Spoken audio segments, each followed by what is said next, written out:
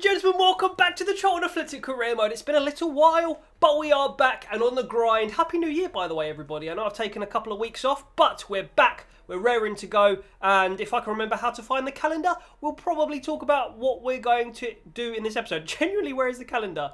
I'm having a bit of a hard time here. Isn't it here? Yeah, here we go. Season. There we go. Bit rusty, guys. A little bit rusty. But we do have 3 games against Swansea, followed by Shrewsbury in the Cup. Round of 64 of the FA Cup, that is, yeah. And then we have West Brom at home as well. Looks like we'll probably be playing this Swansea one live, and these two will probably sim. Now, let me have a look at where West Brom and Swansea are in the league. I know Swansea are near us. Yeah, Swansea are 4 points behind us right there in 7th. West Brom are only 2 points further behind them. But we do have the home advantage against them in that 3rd game this episode. So, let's get straight into this Swansea game. Of course, we are about to enter the January transfer window, so I've made a mental note that, some things need to happen in that regard as well. So, we probably won't do any transfers this episode, but of course, the cut-off point will be I think it's the 11th of January, so there will be plenty of time to start doing some transfer stuff. Maybe in this episode, I'll take a little pause off the camera and have a look at some of our players that we've shortlisted and stuff like that, but we'll see how it goes. Anyway, first and foremost, Wednesday the 1st of January, the transfer window is open, as I'm sure, yeah, we have the classic email, which we never really read. Oh, before we get into the game, we have some Ute Dem update. So Bjorn Kuntz is still potential 80 to 86, 57 right now, centre mid. His sprint speed, balance and agility, very, very good. Acceleration also pretty good. So he's going to be a player that feels really nice to play with. Ji Lu looks like more of a... Yeah, he also looks kind of quick. He's only 16 and 74 acceleration, 72 sprint speed. So, yeah, we've got an eye on him. He's currently only a 50 overall, though, and his max potential seems to be an 82 right now. Of course, we have Chao Chen, whose potential at the moment is a 91, but that will probably be condensed down to... I'm just going to guess mid-80s, but you never really know. And then we've got Bing Dejao as well, who is another wing option. We already promoted a couple of players to the senior squad last time round. So we have those players that we are training. But first of all, right, let's get into this game against Swansea. We recently played Swansea IRL, that's in real life. And we lost 1-0, which was very unfortunate. Let's have a look and see if we need to make any changes here. Leko, of course, is actually gone in real life, so... I was thinking about signing him permanently, and I think he would have been a further success if he hadn't have got the injury. But Andre Green, of course, potentially a player I should be looking at now in the career mode now that we've signed him in real life. We're around about at the same time as well. So, for now, let's rotate the squad around a bit. I'll see what happens here. Okay, guys, so just a real quick note here. It's going to look like I'm reacting to everything perfectly on time, like even a second ahead of when it happens, and that's because I haven't got my OBS settings right, but I'll fix that for Wednesday's episode. But it's not too distracting, but just be aware that I'm sort of reacting to things exactly when they happen, which is a bit weird looking, but it shouldn't be too distracting for you, as I say. So sorry about that, but it'll be fixed. The Liberty Stadium awaits us. Here we go. We have made a couple of little changes. Nothing drastic, but certainly we needed to rotate the squad due to fatigue. We've had a couple of games in a very short space of time, and so that was very much necessary. We'll see that in a second, but first of all, we'll allow the teams to walk out, absorb the atmosphere, and I'm hoping that we can put ourselves, what would it be, 7 points clear, I think, of Swansea, who are chasing the pack that are currently in the playoff positions. Now, I haven't played a whole lot of single player. I've been more an Ultimate Team over Christmas when I've just been chilling, not making videos, and it's gonna be tough to get back into single player. Here is the team, by the way. I won't read it all out, but some key players there: Grimes, Fulton, Ayew, Baston, Van der Horn, Norton. Some very good players there, Premier League players as well. And here is the Charlton 11. You can see we have brought in Solly for Matthews. We've brought in Bon on the right wing for Leko, who drops to the bench. We can bring him on if we need to. And we've also brought in Kyle to replace Josh Cullen, who technically hasn't left us in real life, but there is a rumour going around that he may not stick around the Valley. It's a bit of an old rumour now, but for now, he's considered a Charlton player, so we will keep with him. And of course, he's been very good for us actually in this game, in this career mode so far. So I don't see any reason why we should rush to get rid of him at all. Here is, oh, well, we lost that. Selena. Finds a way through to Borja Baston. And out to the wing where Mackay waits.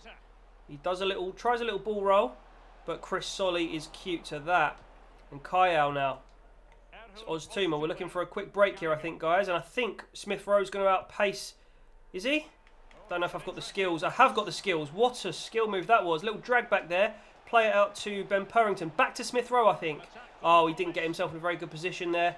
And needed a little bit of a smarter footballing brain on you there, Smith Rowe. Here comes Oztuma, though. We'll do a little drag back again. We'll learn that that is a very effective skill move in this game. And look at that. And I think that might have been offside. Either way, though, Mulder gets to the ball ahead of the on-rushing Oztuma. Selena and Borja linking up here. Kayal's dropping back into that defensive mode. And here is Ayew on the wing. Great tackle from Ben Purrington. Been an absolutely fabulous player. And of course, we will have to do the player of the month at some point. I don't think we already did it, but we will have to do the player of the month if we haven't. It's been so long, honestly, since I recorded an episode. I'm actually not sure. They tried to offside trap me there. And unlucky. Here we go, though. We've still got the ball. It's Purrington to Taylor. He's going to wait for the run of Oztuma, who's going to drag it back. Lovely work from him. And he's going to do it again. How many more times can we get away with this? And it's actually through to Taylor, who's going to bang the shot. It hits the bar.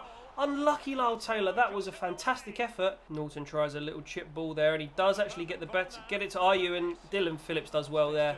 Let's try and fire a goal kick out. Oh, look at this. Lyle Taylor's running onto it. He is injured. Oh, he's run off his injury, it would seem. And he's a nice little drag back from him. I need support. There's absolutely nobody supporting Lyle Taylor there with any sort of urgency. And we might lose our attack because of this. But it's Oztuma, actually. And Oztuma does manage to put Charlton 1-0 up. That is a fantastic goal. Originally, I was freaking out because Lyle Taylor got a fantastic through ball. Well, route one ball from Dylan Phillips up the pitch. Ran onto it. Took on the defender. Dragged it back. Made some space for himself. And nobody came to support him. Eventually, somebody surged through. I think it was Oztuma. And he hung around, and eventually we worked the move, and it goes in the back of the net. And little Aaron Oztuma with a great finish there to put Charlton 1-0 up away here at the Liberty. Good stuff. Oh, look at that. Gallagher beat him with that stupid animation that nobody liked in this game. And Andre Ayew, all of a sudden, looking threatening. Back to Norton now. And that is half-time, guys. The score is 1-0 to Charlton.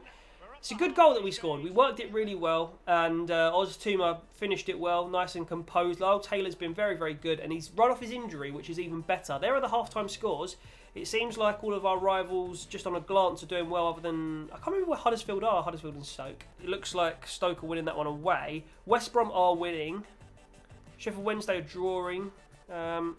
Anyway, I'll let you gawk at that if you so wish. For now, though, I think Smith Rowe's got another 15-20 minutes in him, but we might have to bring on the old Jonathan Lecco at some point just to provide a little bit more energy attacking wise, because we only have a 1-goal lead here. Look at this stupid animation. I absolutely hate it. Selena with a great ball there, and it's going to be Ayew who cannot get the touch. 60 minutes played. We're going to make a little substitution here. Smith Rowe's been pretty good, pretty dangerous, breaking down that left. But I think it's time to bring on, although, you know what, Lecco is very, very tired. So what I might actually do is unconventionally bring on Hemed on the left and actually swap. No, actually, I'm just going to leave Hemed on the left. Lyle Taylor finds Macaulay Bonne. Little give and go to Conor Gallagher. And look at this. It's nice play, to be fair. And we're going to still have a chance. And Lyle Taylor for 2-0. It was a lucky bounce, to be perfectly honest there. And we do end up making the most of it, which is fantastic to see. 2-0 away at the Liberty is unbelievable. That is a really, really good result for us if we can maintain this. But, yeah, that was a nice idea from Oztuma. And eventually the deflection came back to him, and Taylor was able to pounce on that. And, of course, you know what Lyle Taylor's capable of in that sort of area. He is going to finish it. And I've skipped it there, so we haven't seen how many goals he's scored this season, but I know it's a lot. Oh, that's brilliant skill from Macaulay Bonne. Who knew the 58 rated striker when he began this career mode had that in his locker? Of course, we've trained him up to 64, and that is going to be a foul from their captain. Surely that's not a card, ref. Shouldn't be. And let's see what this quick sub suggests. Yeah, Gallagher for Lapsley. I'm happy to do that right now. With a 2-goal deficit, I'm happy to bring on young George Lapsley for a little bit of a 20-minute run out here. Purrington needs to keep up with Ayew here because he's very quick, very skillful. Purrington does well. He's dealt with Ayew so well this game. And we could be on for a break here. It's George Lapsley. George Lapsley looking for the run of Chris Solly potentially. And through to Macaulay Bonne, who does stay on side. Macaulay Bonne, what's he going to do? He tries the dummy. He's just a bit clunky on this game when he dribbles. And I tried a different skill move to the one he actually executed there. But we still have the ball here. And it's time for Kayal to burst into the box. Cause them problems. He's here on the edge actually. Oztumer, they've got a lot of men back. Kayal just dropping back, looking to play those passes into the danger area. And we don't manage to get one through, but they give the ball away this time. Purrington, back to Kayal, and into Oztumer, who turns and strikes, and it's wide. Unlucky. That should be the last action of the game now. And ladies and gentlemen, that is the full-time whistle. 2-0 away at Swansea means we are way on course now to achieve a top 6 finish. And obviously we are looking for those automatic promotion spots, obviously. But that is a fantastic result and helps us on our way to achieving that goal. Lyle Taylor scores a goal, Oztumer scores a goal, and all in all, fantastic from the boys. Let's have a quick look at their player ratings here. And yeah, I thought Oztumer was going to get man of the match, but Lyle Taylor just nicks it off him by a 0.1. Lapsley, no idea why they're giving him a 5.5 there, makes no sense. Backline all getting 7s. Macaulay Bonne and Hemed on 6, well, Bonne on a high 6, Hemed on a 6.2, and our 2 subs got 7s as well. So let's head to our post-match interview. Probably nothing too interesting going on here, but we'll see what happens. There are the full-time results, and I don't believe many of those affect us, but we shall check in a moment. Right, a bit of a weird final question there. I don't know, I probably won't have left it in, but they said, like, the 3 options they gave me, it was like, did you expect to win this game? And it was like, Charlton always wins, Charlton never wins, or Swansea are a good team. And I went with Swansea are a good team, and then it made the squad a little bit less happy. Like, surely that was the obvious choice. Anyway, boring. Don't really like those press conferences anymore. They're getting a bit, they're wearing off, you know. The novelty's wearing off. Oztumer has been absolutely fantastic for me, and it's time to, I think, have a look at the transfer market just off screen, and then I'll see if I come to any conclusions. So I've had a little look at our transfer hub. Again, this is just because I haven't recorded an episode in a couple of weeks, but I want to take some time after the episode to really have a look at some players that we've got on the transfer hub, and also have a look at the areas I need to just remind myself of the areas I think I want to strengthen, and probably go from there. So we'll get into these next 2 sim games. We'll end the episode, and you guys, of course, can give your opinion on what we should do in the transfer market positionally. Here's the team right now. We probably need another winger. I think I did mention that before when Leko's injured at this point. Oh, Vandenberg's joined us. I absolutely forgot about Vandenberg joining us. That's good, isn't it? So we've already got one of our signings that was already pending in the door. So the 18-year-old Dutch centre-back from Liverpool does come in, and that's actually really positive, Vandenberg there. So wonderful stuff. We probably need to get another striker and another winger. So that's my initial thoughts. But guys, let me know what you think here, and obviously I'll listen to you guys. And I've got loads of players in every single position you can think of on that transfer hub. I've done my research and I've done my work off screen. So yeah, next episode will be a bit more transfer-centric. For now, though, we can field out a slightly weakened squad. And I won't weaken it too much, but a slightly weakened squad in the FA Cup. And hopefully we can grab the win here. So you can see here, this is still pretty much a very strong squad. We've rotated a few positions, most positions actually from the last game. But still, everybody's near enough a 70 rated, which I think hopefully will be enough to take on Shrewsbury here. Again, I'm taking a risk here by simulating it. Again, we know that the sim happens very abruptly here. I think our boys should be able to get the result here. Vandenberg, by the way, on the bench. Are we going to get the win? We do get a 2-1 win. Sandfield was sent off in the 72nd minute. We went 2-0 up. And we actually went 2-0 up. So we went 1-0 up. Someone got sent off. Sorry, Field got sent off. And then Taylor scored straight after that. And then Thompson pulled one back quite late on for Shrewsbury. So Good result. We're through to the next round of the Cup, and a little cup run never hurt anybody. Now, I doubt we're going to use Sarpong Wiredu, but he has returned from a loan to Colchester, Of course, we'll have a look at his rating and stuff like that, but I doubt we'll use him in the future. We've also got, obviously, a suspension now to Sam Field, who we haven't been using too much anyway. We also have some player chats here. Sar's saying that he needs to play more often. I'll say I'm counting on you in decisive moments, which, again, is good for his morale. And, yeah, Oztoom is saying, thanks for putting me back in the squad. So I'll just say I'm proud of you because he's been very, very good for us since Johnny Williams got injured. And good interactions with the players there. We'll do some training and then we'll get into our final league game and we'll call the episode there. So I did the training manually. I got A's for everybody. It just makes the training more effective. It makes things go faster. It makes the players progress faster. Let's see if anybody's gone up a rating. Doesn't look like anybody has. However, everybody has done very well. You can also see Lapsley there. His short pass is now 77 and his finishing is now 70, which is very, very, very good. We need to start working on some more of his stats now because I'm happy with that as a attacking sort of, well, a finishing stat for Lapsley, and his passing is getting really, really, really good for this sort of level of football. And yeah, I just need to get Gallagher that little bit faster. With Purrington, it's just about getting him up towards a 70 so that if we get to the Premier League, he can be a good option. And with Bai, of course, he's a youngster, very, very promising youngster. And then Smith Rowe is one of our main wingers going forward, and we need that dribbling and sprint speed and ball control and agility, all of those 4 stats there. We need them up and around the 80s to be competitive if we want to get to the Premier League and stay there. So, finally in this episode then, let's have a final... Was it West Brom? Yeah, I think it's West Brom, right? West Brom. Let's have a final game against West Brom at the Valley. They have snuck into 6th place there. So they could narrow the gap to 3 points on us. They're currently 6 points behind us, which is pretty decent from them, to be fair. But we are, how far are we, more importantly, off of 2nd place? We are literally 4 points off of top and 1 point off of Stoke up there in 2nd. Now, remember, a couple of times recently, there have been situations where we've been spanked on the sim for no apparent reason. So be aware of that. I'm going to do the press conference off screen because it's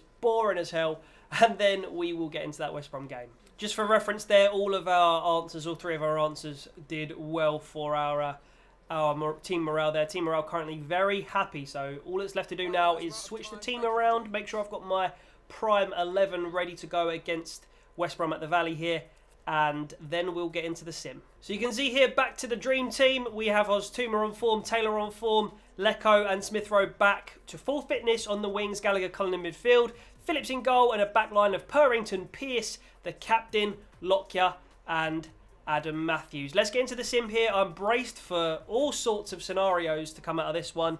Let's pray we get the win here because I don't want to lose. It's a 1-1 draw. Okay, that's fairly realistic. We lost to them 1-0 at the Hawthorns earlier on in the season. We actually went 1-0 up through a Taylor penalty, and Livermore then equalised again in the 85th minute, the same minute that Shrewsbury scored their goal, I believe.